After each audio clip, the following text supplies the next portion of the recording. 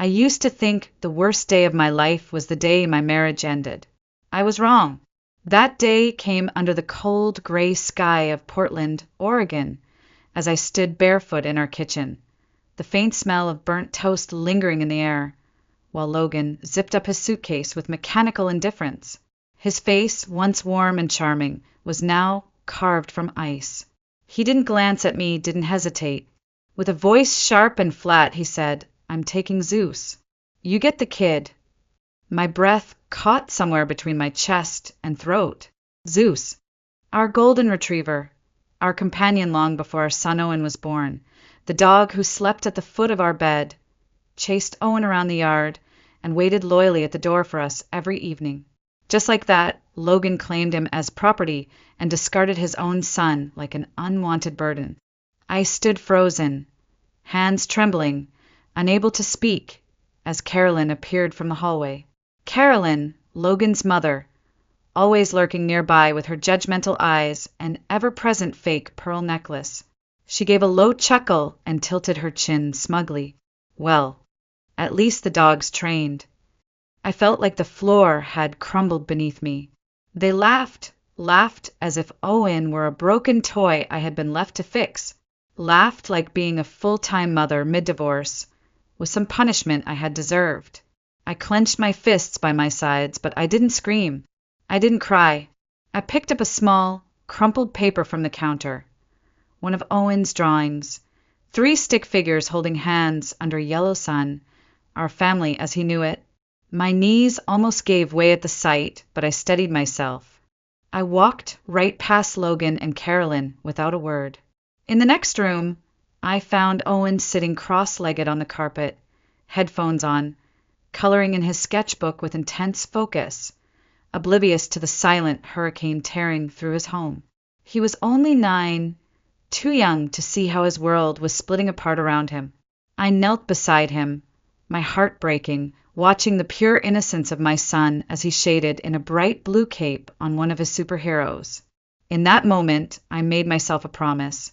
Owen would never think he was the reason this happened. I would shield him from the ugliness, from the twisted narrative his father and grandmother had begun spinning. If Logan wanted the dog, let him take Zeus. If Carolyn wanted to believe she had won something, let her bask in the hollow victory. I had the only thing that mattered. I had Owen, and I would protect him from everything, even if it meant standing alone. But that's not the part one came here to tell you. What changed everything came weeks later, on a cold morning inside a silent courtroom, when my son stood up and asked to read something that made everyone go completely still. Logan Harrington had been magnetic once, confident, witty, the kind of man who could walk into any room and command attention without even trying. When I first met him at 23, working at a small print shop downtown Portland, he strolled in for business cards and walked out with my phone number. I was young, hopeful, and swept up in the intoxicating charm he exuded so effortlessly. Within a year, we were married. For a time, I believed I had found my safe place. But charm, I learned too late, can be a mask. The cracks appeared early, disguised as jokes or just being honest. The first time he forgot to pick me up after a late shift, he shrugged it off with a grin. I'm busy building a future for us. When I gained weight after Owen's birth, he teased, "Don't let yourself go, Natalie, you're better than that." He called it banter. I called it humiliation. The bad days soon became patterns. Logan controlled the thermostat, the grocery list, the bank accounts, and me. If Owen caught a cold, I was scolded for coddling him. "You're raising a soft boy," Logan snapped once as I tucked Owen back into bed with warm soup and a gentle kiss on his forehead. "Boys don't cry. You're going to ruin him with all this babying." I knew something was breaking, but I couldn't define it then. It was not overt violence, it was erasure. Quiet manipulation. The subtle twisting of reality until I questioned every word, every decision, every instinct I had as a mother. And always there was Carolyn, his mother, the ever-watchful sentinel of judgment. She worshipped Logan as if he walked on water. To her, I was just the inconvenient, ungrateful woman who didn't know how good she had it. I can still hear her words echoing like poisoned honey. You should be lucky Logan puts up with your moods. Men like him are rare these days. I stared at her then, numb and exhausted, wondering how many women before me had been silenced by that same cruel sentence. I became a ghost in my own home, quieting my laughter when Logan entered the room, shrinking under his gaze, flinching at his sharp size when Owen's innocent chatter grated on his nerves. I stopped wearing bright colors. I stopped inviting friends over. I stopped feeling like myself. Owen noticed. Even at such a young age, children see what adults refuse to admit. He saw how I'd pause in mid-sentence when Logan appeared in the doorway. He saw my forced smiles, the hollow sound of my laughter, the way I tiptoed around his father's moods. "Mommy, you're sad," Owen whispered once as he climbed onto my lap. I brushed his curls from his forehead and kissed his temple. I wanted to deny it. I couldn't. When Logan left and took Zeus, it wasn't just the loss of a pet. It was the final act of power, the ultimate statement that he could take what he wanted and leave behind what he deemed disposable.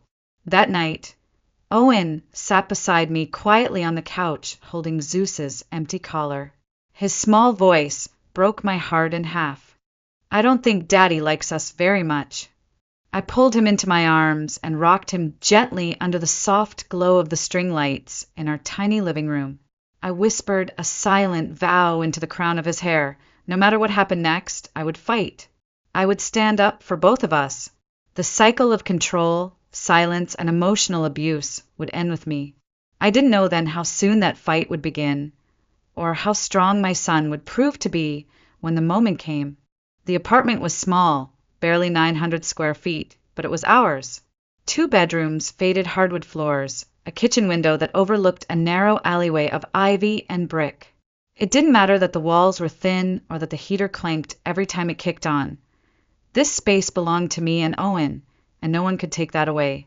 I painted Owen's room a soft, calming blue and strung tiny star-shaped lights across the ceiling.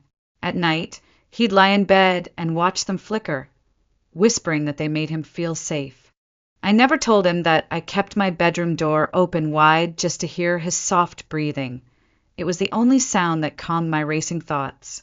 I worked as a freelance graphic designer, patching together projects to cover rent, utilities, groceries, and whatever little comforts I could afford for Owen. It wasn't much, but it gave me the one thing money couldn't buy: time with my son. Time to rebuild what Logan had tried to break. The first weeks were the hardest. Mornings used to be Owen's favorite. He would bounce out of bed in dinosaur pajamas and pepper me with questions over breakfast. Do whales sleep?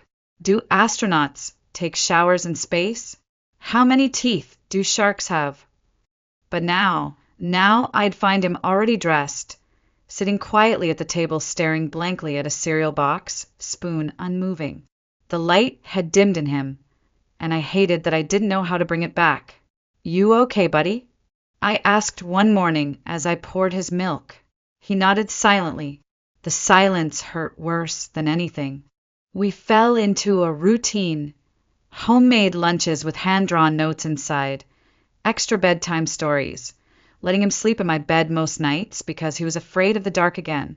He hadn't needed that since kindergarten, but I didn't care. Whatever comfort he needed, I gave it.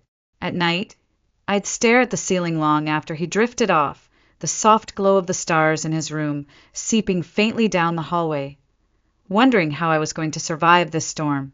The walls of our apartment became a sanctuary against the outside world. We started small rituals. Sunday pancakes with extra chocolate chips, movie nights with popcorn and blanket forts, walks through the park where Owen collected shiny pebbles for his treasure box. Slowly he began to draw again. Superheroes, dragons, spaceships, but every drawing included Zeus, always wearing a bright red cape. In every picture, Zeus stood between Owen and some kind of danger, a silent protector, just like he had been. My heart clenched every time I saw those drawings, knowing how much my son missed him, yet marveling at his resilience to imagine safety even where none remained. It wasn't perfect, We had nights of tears, whispered confessions of missing Daddy or the dog, moments where I had to swallow my own emotions to be the strong one. But we were healing one fragile day at a time. I told myself if I could just keep our little world intact, if I could shield him from the manipulation and chaos Logan brought, we might survive. What I didn't know then, what I couldn't have known, was that Logan was about to come back into our lives. Not to make peace, not to apologize, but to try and reclaim what he thought belonged to him. That was the beginning of the next battle, and I wasn't ready. It started with a knock on the door one rainy Tuesday afternoon. I froze mid-step, heart racing. No one ever came unannounced anymore. Peeking through the peephole, I felt my stomach twist. Logan stood there, perfectly groomed, wearing a charcoal gray blazer and that same confident smile that once made me fall for him. The same smile that now filled me with dread. He waved casually, as if he were just dropping by for coffee. Behind him, barely visible under a large umbrella, was Carolyn, her lips pursed tightly, eyes scanning the doorway with thinly veiled judgment. I didn't answer. I couldn't, but that was only the beginning. The next day, an official envelope arrived in the mail, a custody petition. Logan wanted shared custody, week on, week off.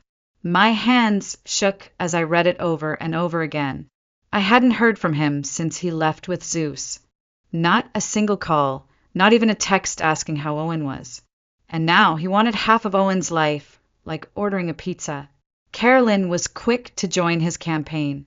I started receiving emails from her, the passive-aggressive tone barely hidden beneath faux concern. Just checking in, is Owen eating enough greens? He looked a little puffy in that last school photo. Thought you should know. I clenched my fists at the keyboard, staring at her words. The audacity, the cruelty masked as care. I forwarded every message to my lawyer, Monica Patel, a calm but sharp family attorney I had found through a friend. Document everything, she advised. Do not respond emotionally. Let them bury themselves. But Logan wasn't finished. He began appearing randomly at Owen's school, standing on the sidewalk with his #OneDad hoodie, smiling and waving at the other parents, handing Owen granola bars with exaggerated care as if the last year hadn't happened. Owen's face said it all. Confusion, discomfort, a forced smile barely holding back the unease. At home, the questions started. Sharp, gut-punching questions I couldn't always answer. Why does Dad say you don't want me to see him? Did you tell him I'm scared at his house? Is it bad to cry when I miss Zeus? I swallowed the lump in my throat each time. No, sweetheart, you're allowed to feel however you feel. The hardest one came late one night as I tucked Owen into bed.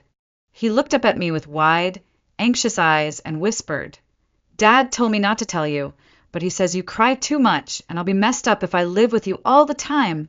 I sat on the floor beside his bed, pulled him into my arms and held him tight. I didn't cry. I wanted to, but I wouldn't give Logan that power, not again. Instead, I began writing everything down. Every encounter, every backhanded email from Carolyn, every strange text. I saved screenshots, forwarded messages, and kept a meticulous timeline in a black notebook I locked in my desk drawer. Monica's words echoed in my mind. Without evidence, it's just your word against his.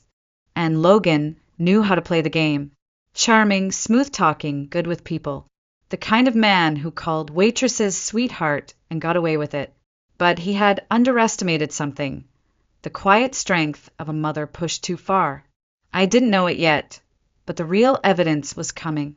Not in emails or text logs, but in the voice of the very person he thought he could manipulate. Owen. The moment came on an ordinary night, the kind where the world feels still, almost deceptively calm. I had just finished washing the dinner dishes when I noticed the light still on in Owen's room. It was past his bedtime. I walked quietly down the hall and found him sitting cross-legged on his bed, his small face pale and tense, the soft blue glow of his tablet illuminating the deep worry in his eyes. Mom, he whispered as I entered. I don't think Dad meant for me to see this. My pulse quickened. I sat down next to him and he handed me the device. What I read made my stomach twist into knots I didn't know could exist. It was a string of texts from Logan to someone. I assumed a new girlfriend or one of his friends. The words blurred together in my panic, yet burned into my memory with cruel clarity. Owen is soft. I'll get him fixed once I get more custody. Can't wait to be done with that brat so I can get my real life back. He cries like a baby, just like his mom. Useless. I could barely breathe as I scrolled. My hands shook. My mind screamed. Owen stared at me, tears brimming but unshed. Is it my fault? He asked softly. Does Dad not want me because I'm bad? I wrapped him into my arms so tightly I thought I might never let go. I pressed my lips to his forehead and whispered fiercely, No, no, baby. You are perfect. You did nothing wrong. Your father is the one who's broken. The devastation in his small voice tore me apart. I rocked him gently under the soft hum of the night light stars above his bed. That night everything changed inside me. I had spent months surviving, keeping my head above water while enduring Logan's manipulations and Carolyn's barbed emails. I thought if I stayed quiet, focused only on protecting Owen, the storm would pass. But now I understood this was no longer just survival. This was war. Logan had crossed an unforgivable line. He had tried to poison my child's self-worth, and he had failed to realize the one thing he'd never control, the truth. I spent the rest of the night awake, printing every screenshot, labeling each message with dates and times, backing everything up on a flash drive. I stared at the words until they stopped stinging and became cold, hard evidence. The next morning I called Monica. My voice trembled as I read her the worst of the messages. There was a pause on the line. Natalie, this is big, she said quietly. This could change everything. But I waited, heart pounding. But are you sure you want Owen to speak? I froze. The thought hadn't even crossed my mind. The idea of my son having to take the stand, to stare at his father across a courtroom and relive this betrayal, made my stomach turn. He was only 9. I didn't want him tangled in the cold machinery of the legal system, questioned by strangers in suits. But then, I remembered what Owen had said to me after Logan walked out that night with Zeus. You always tell me to speak up when something's not right. Is this one of those times? I knew my answer before she finished the sentence. The next afternoon, I sat Owen down at the kitchen table with a glass of milk and graham crackers. I spoke softly, cautiously. You don't have to, Owen. But if you want to tell the judge what happened, if you want to show him what Dad wrote, I'll be right there the whole time. He looked at me with a seriousness beyond his years. The judge needs to know the truth, right?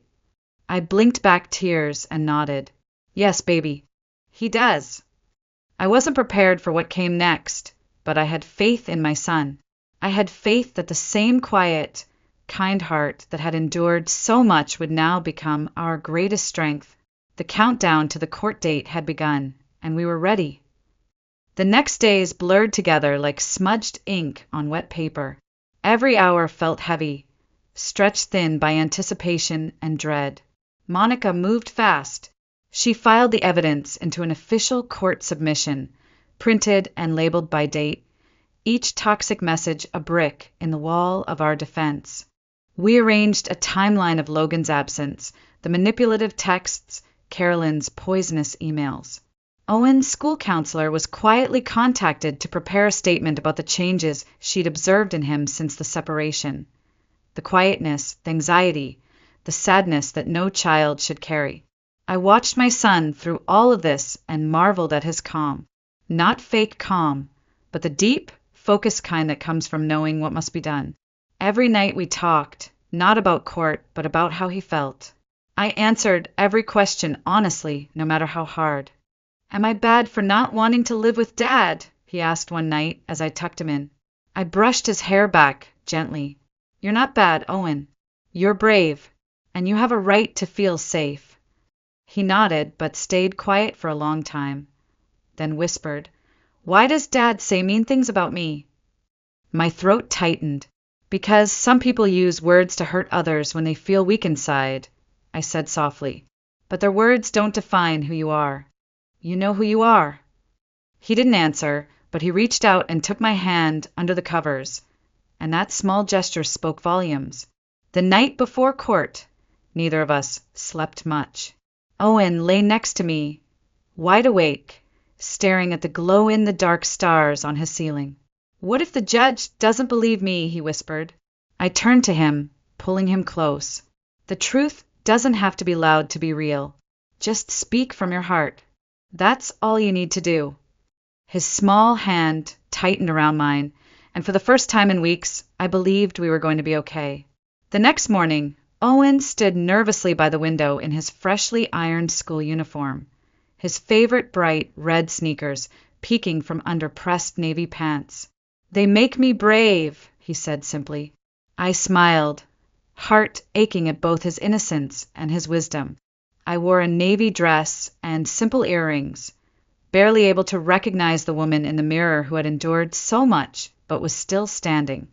Outside the courthouse, Monica waited for us with her sleek leather briefcase and that steady calm that had grounded me so many times in the past weeks. Logan was already there. I saw him from across the steps, pacing like a caged lion in his tailored charcoal suit, flanked by Carolyn and a man I assumed was his lawyer. Carolyn's mouth tightened into a smug line when she saw me, her eyes darting to Owen with a fake, grandmotherly smile. I didn't acknowledge either of them. Instead, I bent down to Owen's level as we walked inside. You still want to do this? I asked quietly. He looked up at me with clear, determined eyes. I'm ready. We entered the courthouse, hand in hand. The marble floors echoed under our footsteps. The sterile beige walls and cold metal chairs felt more like a hospital than a place of justice. I had expected loud chaos, but the waiting room was silent, heavy with tension. Monica leaned over and whispered, "We've got this." I smiled faintly, knowing we had something even stronger than legal strategy. We had the truth. I glanced down at Owen as we sat. He swung his feet nervously, not quite reaching the floor, the small notebook where we'd practiced his statement clutched tightly in his lap. I squeezed his shoulder gently. This was the calm before the storm. Soon the judge would enter. Soon the evidence would be heard. Soon my 9-year-old son would stand up in front of strangers and his father and break the cycle of silence forever, and I had never been prouder of him than in that moment. The courtroom was colder than I expected. The air smelled faintly of stale paper and old coffee. Beige walls closed in a round rows of stiff wooden chairs. It was the silence I remembered most, that oppressive, waiting silence before a judge enters, when the weight of what's about to happen presses down on everyone. Owen sat next to me at the petitioner's table, legs swinging nervously above the floor, his small fingers gripping the notebook we had practiced with. His red sneakers peeked out from under his neatly pressed pants, a tiny flash of courage in a sea of muted colors. Across the room, Logan sat upright in his tailored suit, rehearsed and perfect. He glanced briefly at Owen, then quickly looked away. Carolyn sat behind him, lips tight, scanning the room as if she were the one about to pass judgment. When the judge finally entered, the room rose to its feet. His robe rustled as he settled at the bench, expression unreadable as he scanned our file. Case number, names, a thick stack of documents representing months of agony. He did not smile. He did not need to.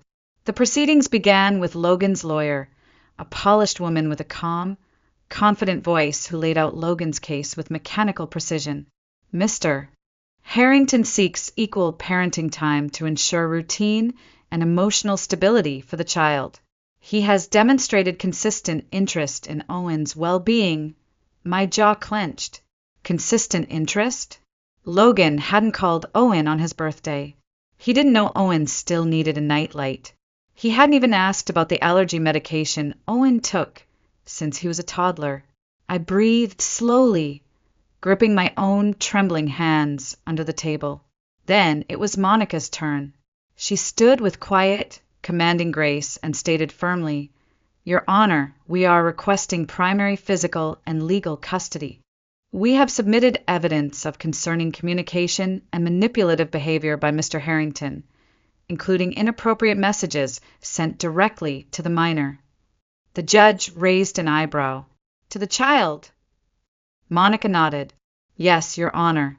With the court's permission, Owen would like to speak." A pause followed, a real heavy pause. The judge leaned forward slightly, peering at Owen over the rim of his glasses. "Are you sure, son?" Owen looked up at me. I gave him the smallest nod. Slowly he stood, smaller than I had ever noticed before in that vast room, yet so impossibly brave. "I want to say something," Owen said, his voice soft but clear. The judge gestured him forward. "Come on up, Owen. Take your time." Owen walked to the stand, shoulders squared, clutching the notebook. His hands shook as he opened it. "My dad sent me some messages," Owen began, voice wavering slightly. "I wasn't supposed to see them, but I did, and I think the judge should know." The bailiff accepted the printed screenshots from Monica and handed them to the judge, who flipped through the pages slowly. Owen read the first message out loud. "Can't wait to be done with that brat so I can get my real life back." A gasp came from somewhere in the gallery. Carolyn shifted visibly in her seat, face pale. Logan's lawyer stared at Logan, mouth slightly open. Logan just sat stiffly, eyes locked on the table, jaw clenched so hard it looked like it might crack. Owen looked back at the judge. "He was talking about me." The judge nodded solemnly. Owen continued, "He also said I cry like a baby, just like my mom." "Useless." Owen's small voice caught, but he stood taller. "My mom doesn't cry all the time. She's strong. She helps me when I'm scared. And I'm not useless." The courtroom went dead silent. The judge folded his hands and studied Owen with something almost gentle in his expression. "Thank you, Owen. That was very brave. Is there anything else you want to tell me?" Owen hesitated, then softly said, "I don't want to live in a place where I feel like I'm a problem. I just want to feel safe." I couldn't breathe. My heart ached with both pride and sorrow. Owen walked back to me and collapsed into my arms. I pulled him close, whispering into his hair, "You did perfect." He nodded into my shoulder, holding on a little tighter than usual. The judge cleared his throat and turned his gaze to Logan. "Mr. Harrington," he said sharply, "do you have any explanation for these messages?" Logan shifted uncomfortably and opened his mouth, but his lawyer interrupted, requesting a brief recess. The judge shook his head firmly. "I've seen enough. The court's responsibility is to act in the child's best interest. Based on the documentation, testimony, and this child's incredible honesty, I am awarding full physical and legal custody to Ms. Harrington." The words hung heavy in the air. Logan said nothing. He stared at the floor, cornered by his own actions. Carolyn stood abruptly, gathering her purse before the hearing was even officially adjourned. The door clicked softly behind her as she vanished. Owen tugged at my sleeve and whispered, "Can we get pancakes now?" I laughed for the first time in months, real, full laughter. "Absolutely." We didn't speak about the courtroom on the way home. Owen rolled the window down and let the cold Portland wind whip through his hair as if the events of the morning had been nothing more than a strange, heavy dream. I glanced over at him, watching his face tilt toward the sky, his small fingers drumming softly against the car door.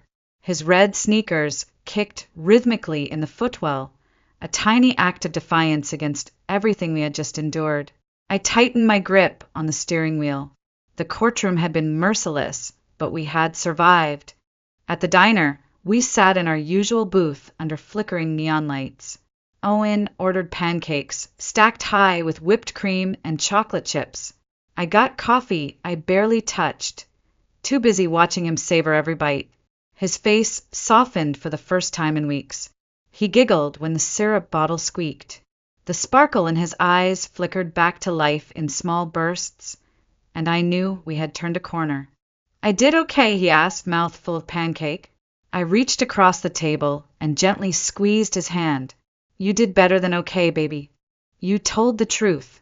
That's the bravest thing anyone can do." His grin widened, chocolate smudging the corner of his mouth.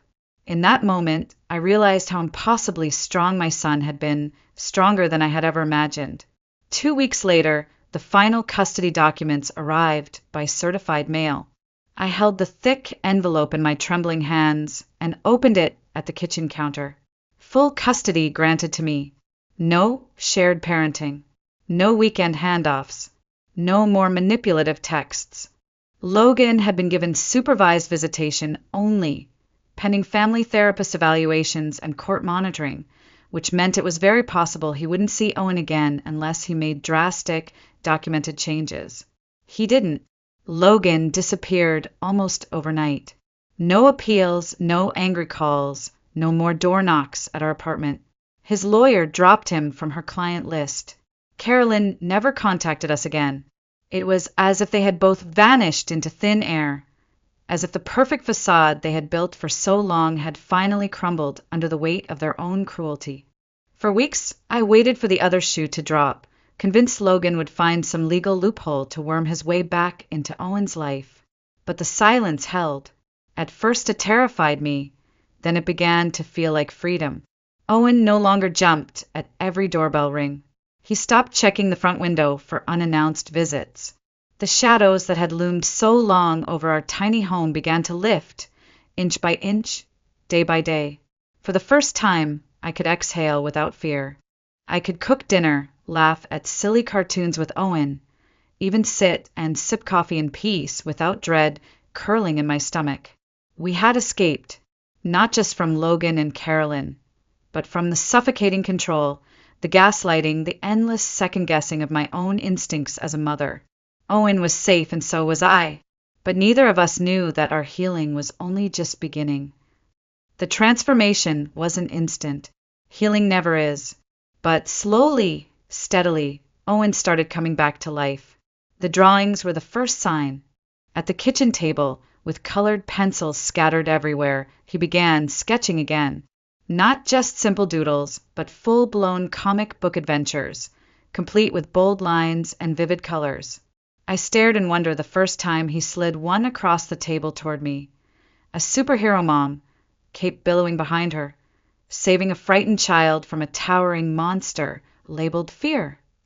The hero carried a shield labeled truth and wielded a sword called courage. I couldn't speak. My hands shook as I traced the lines with my fingertips. "You made me a superhero," I whispered. Owen nodded matter-of-factly. "You saved me." I hung that drawing on the refrigerator, right at eye level, where I could see it every single day. In the weeks that followed, the nightmares stopped. There were no more late-night footsteps padding down the hall. No more tiny figure climbing into my bed at 2 a.m. seeking comfort from the monsters of his dreams. Owen slept through the night, wrapped safely in blankets under his ceiling of glowing stars. His questions changed too. Gone were the heartbreaking uncertainties about his father, replaced by the endless, curious questions of a child finally allowed to be a child. Do sharks have belly buttons? How big is space? Were dinosaurs ticklish? I answered every single one with a smile, my heart full in a way I hadn't felt in years. My own life slowly stitched itself back together too. I took on new freelance clients and was finally able to work consistent hours. I opened a small savings account, something that had felt impossible during the months when every spare dollar went toward legal fees and therapy sessions. I even signed Owen up for soccer, something I had once thought we could never afford. His joy at wearing his first pair of cleats and running freely on a field was priceless. I treated myself to something too, a simple membership at a local book club.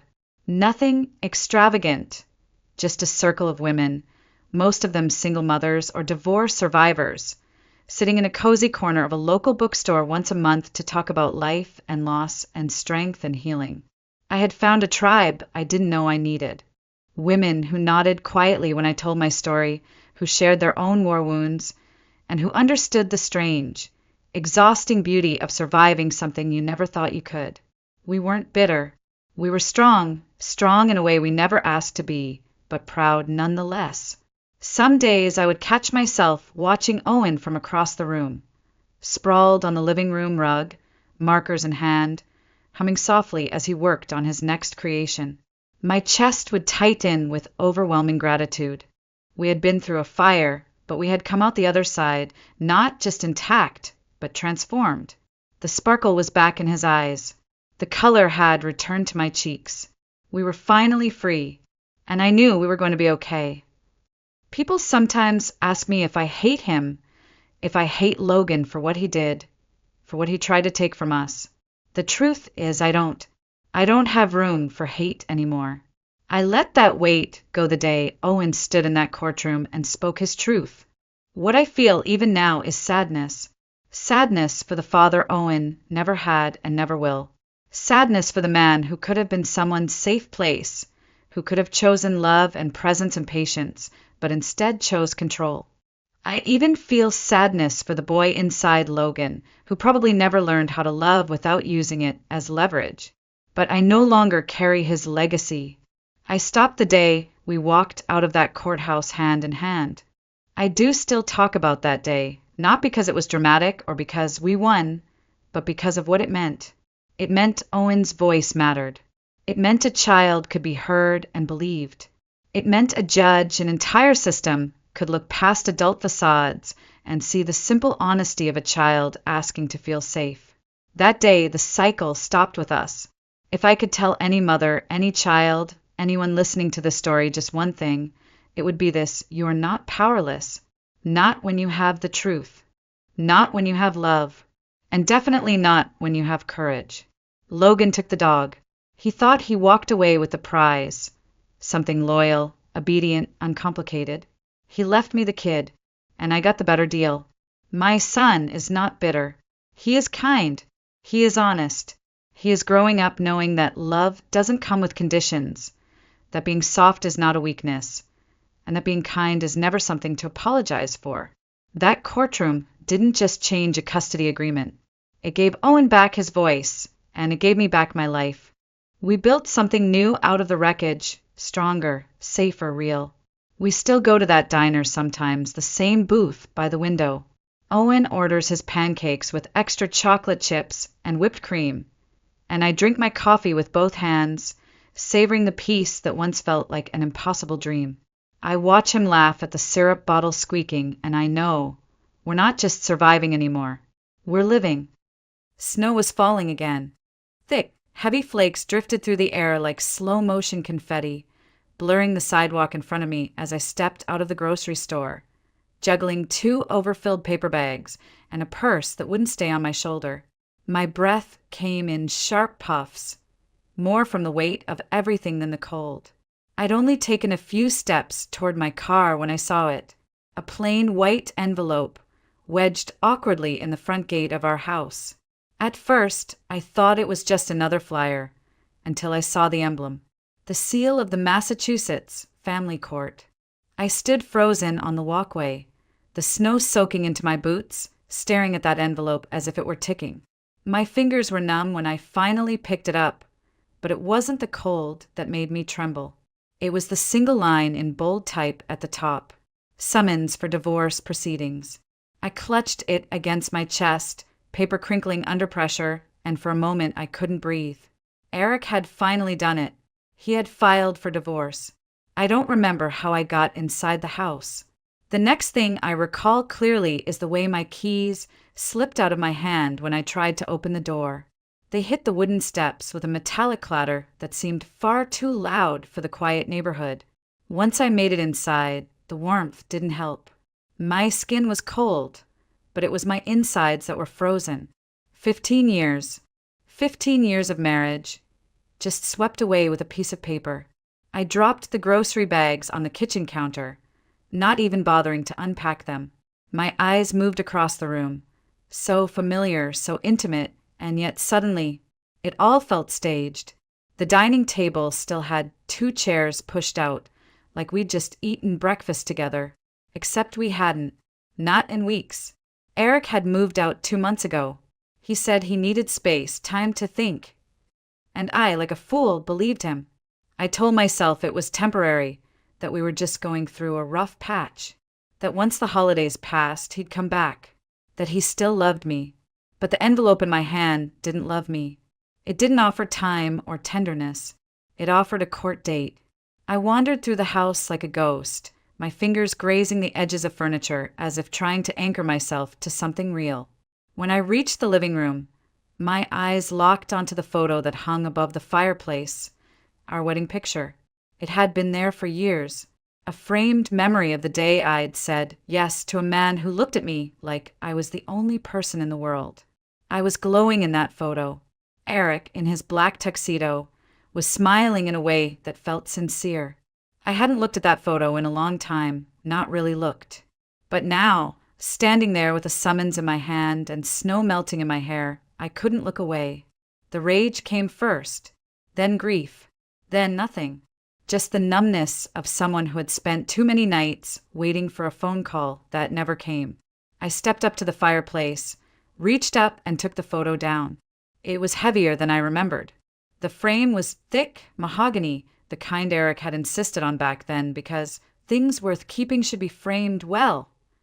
I stared at it, unsure what to do. Should I throw it away? Burn it? Keep it as some cruel reminder? Eventually, I turned it over. I don't even know why. Habit, maybe.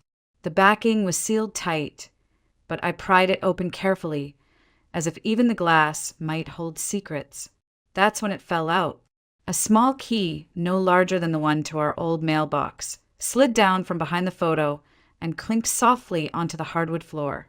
I stared at it for a long time, and then picked it up with trembling fingers. I had never seen this key before. Not in 15 years of marriage. Not once. It had been hidden behind our wedding photo by Eric. But why? And then I remembered the safe. Eric's private safe in the study. He'd installed it years ago, claiming he needed a secure place for important documents. I never asked what was in it. I respected his privacy. He never offered to show me. Never once. But now I needed answers. Still holding the key, I made my way down the hallway, past the photos, the coat rack, the hallway light we never fixed. My heart was pounding. The air in the study felt colder somehow, untouched by the heating vent. The safe was where I remembered, tucked discreetly behind his desk, nearly blending into the wall. I knelt down, fingers shaking, and slid the key into the lock. It fit. With a soft click, the safe opened. And what I found inside changed everything. Inside the safe, everything looked too neat, too intentional. A manila folder sat directly in the center, perfectly squared. Next to it was a small stack of envelopes, a USB drive, and photographs. My fingers hovered above them for a moment. I didn't want to touch them, didn't want to know, but I had already opened the door, hadn't I? I reached for the folder first. On top, clipped with a silver binder, was a printed lease agreement. I didn't need to read far. My husband, Eric Blake, had signed a 12-month lease on a luxury penthouse in Beacon Hill, one of the most expensive neighborhoods in Boston. The lease started nearly a year ago. I stared at the date. Then again, he had another place for a year. While I'd been home, hoping he'd come back, while I'd been mourning the silence of an empty bed, he had been living a second life.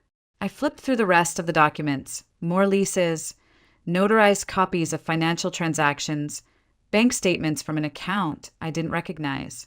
Every month, like clockwork, tens of thousands of dollars deposited from a company I'd never heard of, Blue Ridge Capital Holdings. It wasn't his salary from the architecture firm. That income came to our joint account. This was separate, hidden, secret, and the numbers, God, they weren't small. Eric had been moving money like a man laundering it, not saving it. There were wire transfers to offshore entities, multiple cash withdrawals, rental payments, and none of it made any sense. I reached for the photographs next. That's when my hands started shaking. The first one was of Eric. but not alone. His arm was around a woman. Young, stunning, hair tied back in a soft bun. They were laughing.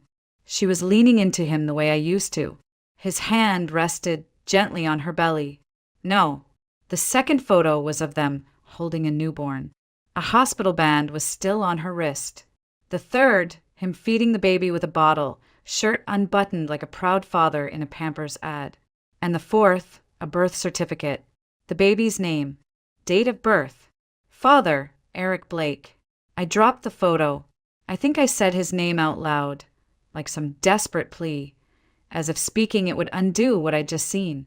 The room spun around me. My knees gave out, and I sat on the floor, surrounded by paper and proof, stunned into silence. He had a child, while I was bleeding on a hospital bed from a miscarriage that shattered me. He was preparing for a new life. With her. With them. I don't know how long I sat there. Maybe 5 minutes. Maybe an hour. The snow outside continued to fall, indifferent and clean, covering rooftops and streets in white. But inside, in that little study, everything was wreckage. Eventually, the tears came. Not sobbing. Not even weeping. Just silent rivers down my cheeks. I looked at the safe. At the photos. The money. The lies. There was no coming back from this. But there was power in knowing. Power in silence. He didn't know I'd found it, not yet. And that meant I had time. I gathered everything slowly. Folded the documents back into the folder. Put the photos on top, careful not to bend them. The USB I pocketed. Whatever was on it might matter later. Then I closed the safe, locked it, and kept the key. I stepped back into the hallway, the weight of what I discovered pressing down on my chest. My legs were unsteady, but my mind had started to clear. I wasn't going to scream. I wasn't going to call him. I wasn't going to cry on the kitchen floor with a bottle of wine. No, I needed to think, to plan. I needed help. The one person I could trust with this, the only person who wouldn't treat me like a helpless wife unraveling, was Rachel Levin. We hadn't spoken in nearly a year.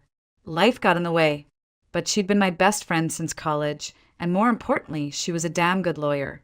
I sat down at the kitchen counter, still in my coat, hands stiff from cold and betrayal, and scrolled through my contacts until her name appeared. My thumb hesitated, then pressed. She picked up on the second ring. Hannah. Her voice was warm, surprised. Oh my God, it's been forever. Rachel. My voice cracked, barely a whisper. I need your help. She paused. I could hear her shift in her seat. What's going on? My husband filed for divorce and I found something. Something big. How big? He has a second apartment, a second bank account, and a second family. There was silence. Then Rachel's voice dropped an octave, all emotion replaced with focus. I'm coming over. Don't do anything. Don't call him. Don't move anything. We're going to handle this the right way. Thank you. Text me your address again. I'll be there in 30. I hung up, phone shaking in my hand. Outside, the snow kept falling. But inside me, something else was forming. Not a blizzard. Not a storm. Resolve. The house felt different after Rachel left. She had stayed for over 2 hours, combing through every document I had pulled from the safe. Her lawyer's brain lit up with each inconsistency, each hidden transaction, each lie etched into legal paper. She didn't say much when she saw the photo of the baby, but the look in her eyes said it all. She knew what this meant. She knew what Eric had become. Before she left, she put a hand on mine and said, "Don't let him know you know. Not yet. Let him play his hand first. Then we strike." That night, I barely slept. I sat on the edge of my bed, staring at the dark silhouette of our old dresser, the same one we'd picked out during our first year of marriage. I waited for dawn like it was a verdict, and when the sun came up, I was still awake. Around 9, my phone rang. Eric. I stared at the screen for a long time before answering. "Hi," I said, steadying my voice. "Hey," he replied, too casually. "Did you get the papers?" I did. I figured. I'm sorry you had to find out that way. I meant to talk to you first, but you didn't. A pause. No, I didn't. Another silence. Then he cleared his throat. Can I stop by? I think we should talk. Face to face. Every instinct in me screamed no. But I needed to hear what he would say. What version of the truth he'd offer. I needed to see if he could lie to my face, knowing I already knew everything. Sure, I said. Tonight, around 7. I'll bring dinner, he offered. Your favorite. Pad Thai. I almost laughed. He still remembered my favorite takeout order, while forgetting the vows we made 15 years ago. Fine, I said, and hung up before he could say anything else. The rest of the day was a blur. I cleaned the house out of reflex, not because I cared how it looked.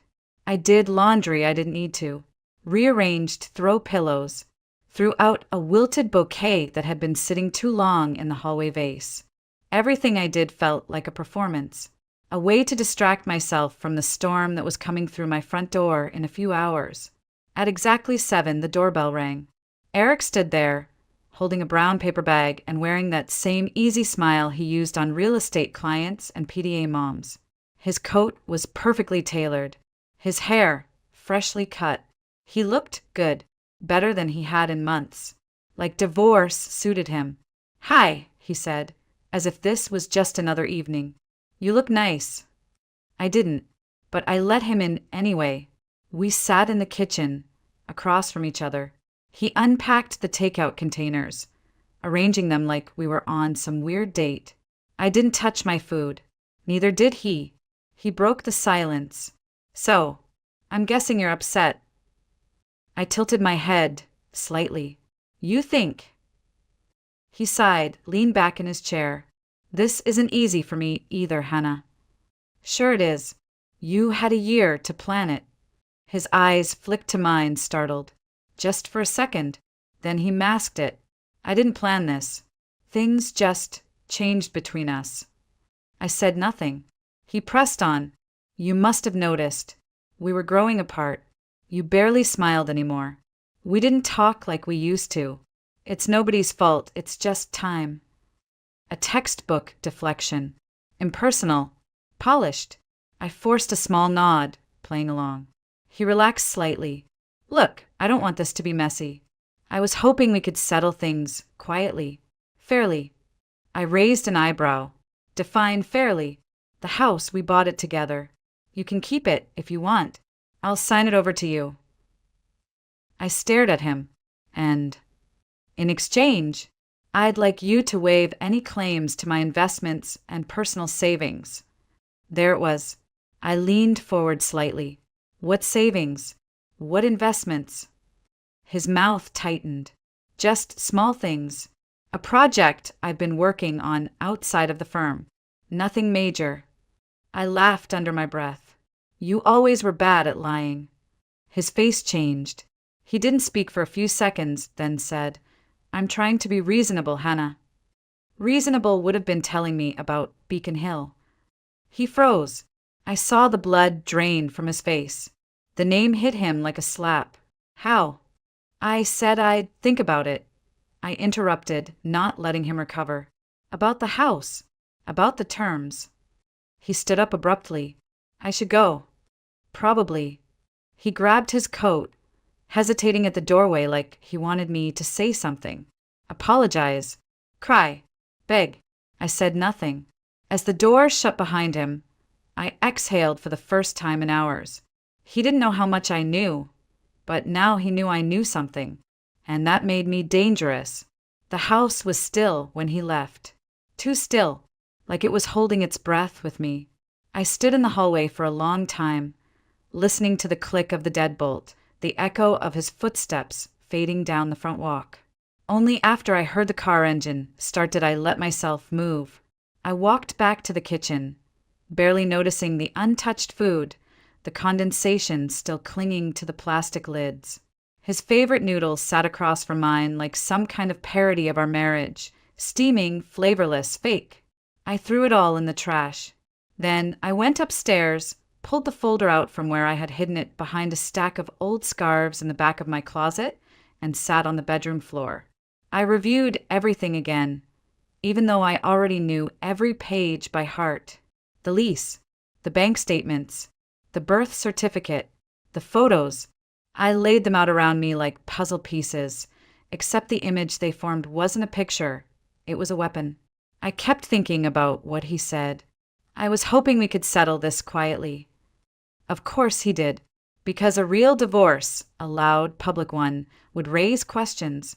Questions about money, about other women, about secrets buried beneath luxury apartments and offshore transfers. That night, I didn't sleep.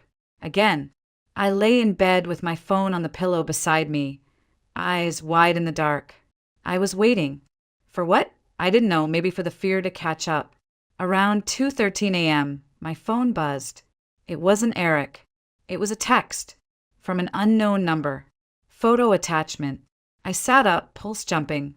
Opened it. It was a picture of me. Me, walking down my street earlier that day. Grocery bag in hand, scarf wrapped tight, head tilted in the cold. Taken from across the street, at an angle. Slightly blurry, but clear enough to know I hadn't noticed whoever was behind the lens. Underneath the photo, just one sentence. Be careful. He's more dangerous than you think. My whole body went cold. I stared at the screen, rereading the words over and over. Dangerous? What did that mean? Dangerous how? My hands started shaking. I got up, checked every door, every window. I turned on lights. I peeked through the blinds. There was no one. Nothing. Just snow. I locked every lock twice. Then I sat back down and typed a reply. Who are you? What do you know? Nothing. No read receipt. No dots typing. I waited. My heart was pounding in my ears. Then, finally, another message. Dig deeper. He's not who you think he is. I wanted to scream. Instead, I did the only thing I could think to do. I called Rachel. She answered on the second ring, voice groggy. Hannah, are you okay? I just got a message. Someone sent me a photo of me walking home. They said Eric is dangerous. She didn't even hesitate. Do not stay in that house alone. I've already locked everything. That's not enough. I'm coming over. No, just let me talk to you for now. Please. Rachel took a breath, switching into her calm, lawyer voice. Tell me exactly what the message said. I read it to her, both of them. Then I sent her the photo. There was a long pause. I don't think this is some random threat, she said. It's too specific. Someone is watching you. Someone who knows something. Someone who knows Eric. Exactly. Her voice dropped lower. We need more than just legal advice now. We need someone who can investigate this quietly without tipping him off. You mean a private investigator? I know a guy. Used to work for the FBI. I've used him for corporate cases. He's good. Discreet. Tough. Then call him. First thing in the morning.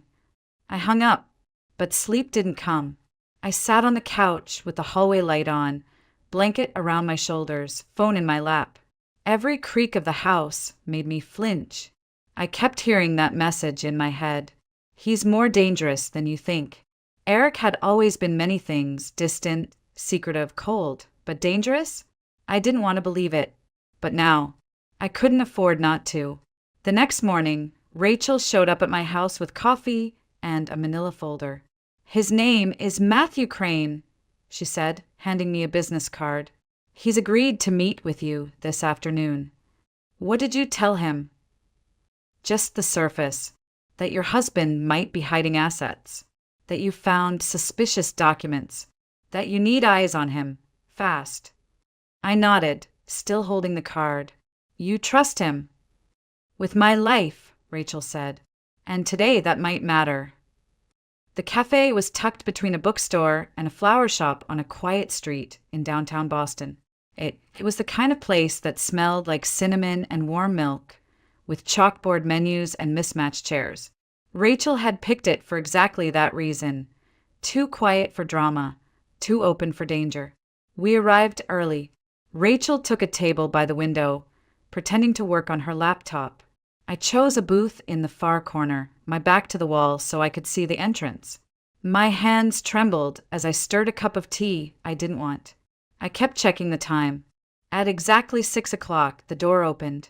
She walked in like she had every right to be there. Tall, elegant, dark hair pulled into a low twist. She scanned the room, quickly, spotted me, and walked straight over. My heart pounded so loudly I was sure she could hear it. "Hi," she said softly, sliding into the seat across from me. "I'm Lauren." Of course she was. Up close. She looked younger than I'd expected. Early 30s, maybe. Pretty, but in a quiet way. No makeup, no jewelry, just sharp eyes and nervous energy. "I'm Hannah," I said, even though she already knew. We sat there in silence for a moment. Two women tethered by the same man, trying to figure out which one had been lied to more. "I appreciate you agreeing to meet," she said. "I wasn't sure if you would." I wasn't sure either. She looked down at her hands, fidgeting with the edge of a napkin. "I didn't know about you, not at first. He told me he was divorced, that the marriage had ended years ago." I said nothing. "I found out the truth by accident," she continued. "Saw a photo of you and him on his phone. He tried to explain. Said you were just roommates now, that there was no love left, that the divorce paperwork was already filed." I let out a breath that sounded too much like a laugh. "He's good at making fiction feel like fact." She nodded. I believed him. I wanted to believe him. I was pregnant. I thought, if he's telling me he wants a future, then maybe the past doesn't matter. "You had a son." "Yes. His name is Mason. He's almost one now." I swallowed hard. "Congratulations." The words felt like poison on my tongue. She hesitated, then leaned in slightly. "But that's not why I asked to meet." "Then why?" Her voice dropped. "Because you need to know who he really is, what he's involved in." I frowned. "You mean the money?" She looked up, startled. "You know." I nodded. "About the second apartment, the secret account, the transfers from Blue Ridge." She exhaled slowly. "Then you know more than I thought." "Not enough," I said. "Not to explain why someone's taking photos of me from across the street and warning me that he's dangerous." Lauren froze. "They messaged you too?" she asked. My stomach turned. "Wait, they messaged you?" She reached into her purse, pulled out a sealed envelope, and slid it across the table. "I used to work at Blue Ridge," she said. "Marketing. I didn't know what it really was at first. But over time, things didn't add up. Meetings without records. Documents that disappeared. Money that moved like shadows." I opened the envelope. Inside were printed emails, names, transaction logs, account numbers, enough to bury a dozen people. "My name was on some of those transfers," Lauren whispered. "I didn't sign them. I didn't even know they existed until a friend tipped me off." "And Eric." "He's not just involved," she said. "He's embedded. He's the one who makes the money look clean. He moves it through real estate, buys, sells, flips. That's why he opened the company. That's why he kept you. Kept me. As cover, Hannah. You're respectable. Steady. A homeowner. A long-term marriage. Looks clean. It keeps auditors away." The words sliced through me like ice. I was part of his strategy, not his life. "I'm sorry," Lauren added quietly. "I didn't come here to hurt you. I came because you're in danger, and you deserve to know the whole truth." I stared at the documents again. Dates, signatures. Some so large they didn't even look real. It was all here. Proof that Eric wasn't just cheating, he was laundering, hiding, lying on every level. "Why now?" I asked. "Because I'm leaving," she said. "Mason and I, we're disappearing. New city, new names. I've seen what they do to people who talk. I wanted to leave something behind in case they come for you too." My throat tightened. "You think they would?" "I think they'll come for anyone who knows too much." We both sat still, the low hum of the cafe around us suddenly too loud. Lauren stood first. Be careful, Hannah. If he thinks you're a threat, he won't protect you. He'll protect himself. Then she walked out, leaving me alone with a folder full of truth and a life I no longer recognized. The next morning, the city looked different. Not because the snow had stopped or because the streets were quieter, but because everything I saw now carried a weight I couldn't unsee. Every passerby felt like a potential threat.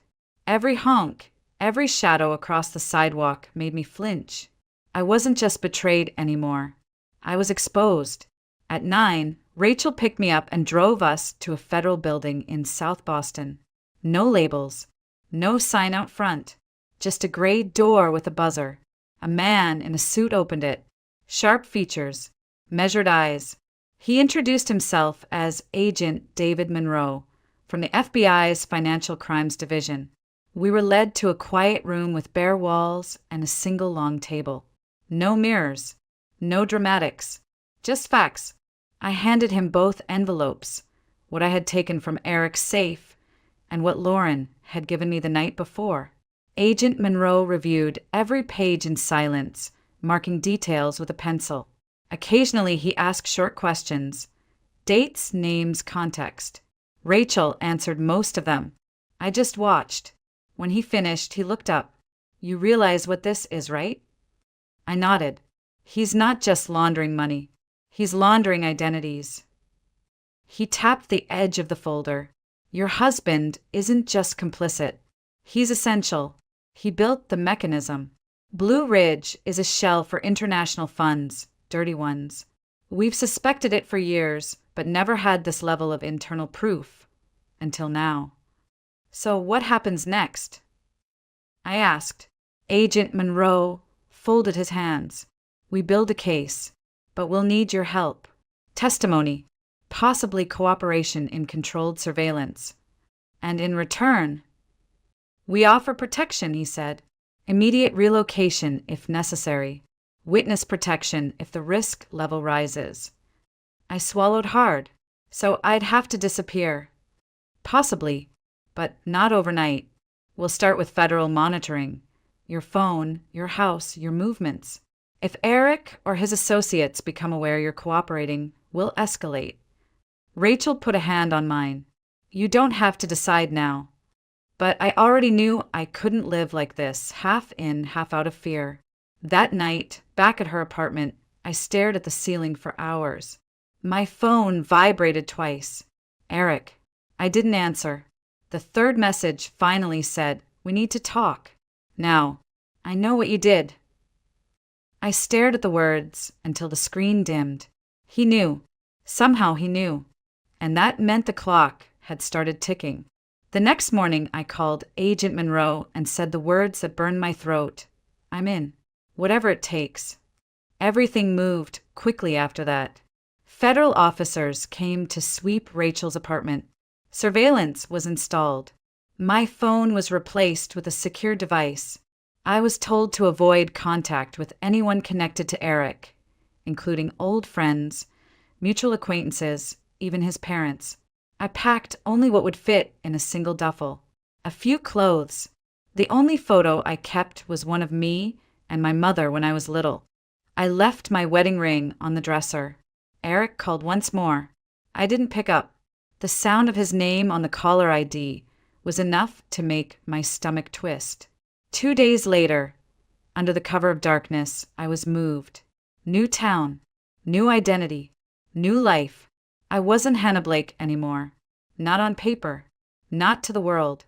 But inside, she was still there, and she remembered everything. Sometimes I sit by the window in my small apartment, furnished by the government, temporary, and I think about the woman I used to be, the wife who waited, the woman who trusted, the one who couldn't imagine Eric doing anything worse than forgetting an anniversary. And then I remember the bank accounts, the child, the lies, the danger. I remember the photograph someone took of me walking home. I remember the woman who risked everything to warn me. And I remember that it didn't break me. It changed me, but it didn't end me. One day, this investigation will be over. One day, Eric Blake will be in a courtroom, wearing a suit that doesn't belong to him, facing crimes even he can't explain away. And when that day comes, I won't be in the crowd. I won't be watching, but I'll know.